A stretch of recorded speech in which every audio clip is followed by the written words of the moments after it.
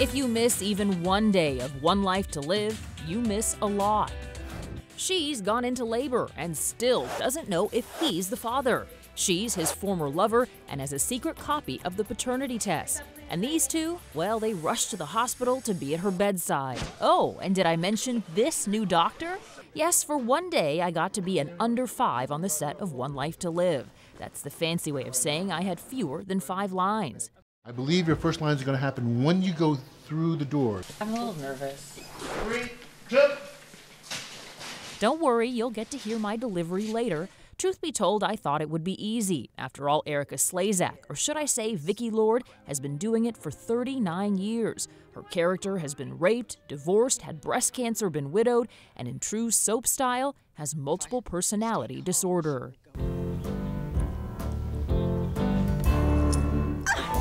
Believe me, I couldn't come up with the crazy things that they come up with. No, I couldn't. No, I couldn't either. You know, when they say you're going to be 6 personalities, I go, what?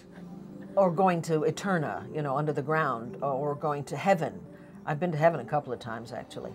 I cannot envision what they're going to do with Vicki. I just hope she sticks around.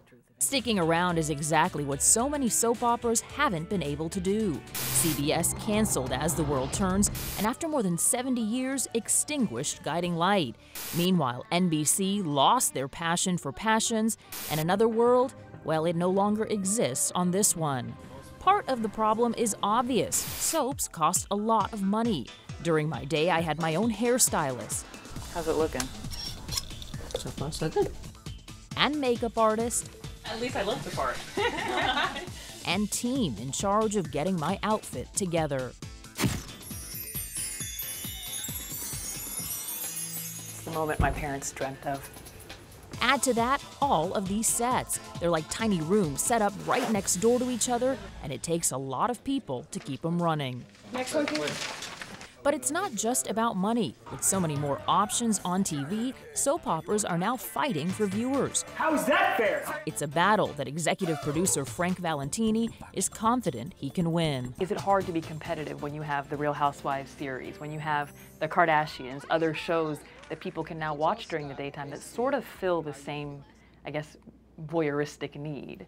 What we're doing is trying to concentrate on what we do best, telling stories that are based in reality but do have an accelerated, if you will, drama to them.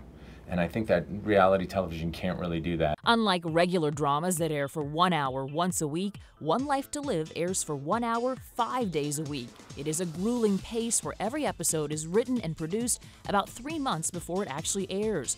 There are different writers for every show, and their job is to write the dialogue for any scenario that head writer Ron Carlivati dreams up. You know, I think the first abortion story was on a soap opera, the first AIDS story, that kind of thing. And I think it is still our job to look for those kind of issues and try to tell them, you know, and be socially responsible at the same time as we're entertaining people. Do you have anything that you draw from regularly to help you think of a possible plot? Not really, but I will definitely rob and steal from anything. So, you know, someone tells me some crazy story that happened in their life, I'm like, that may show up on One Life to Live. So, So your friends are guarded in what they tell yes. you.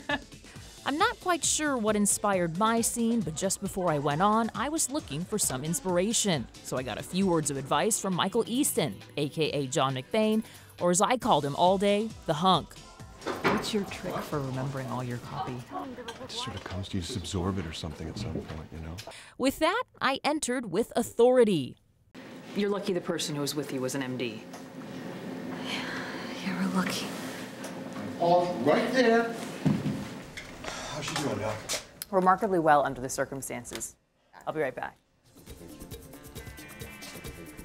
Could I have been more convincing? Probably so.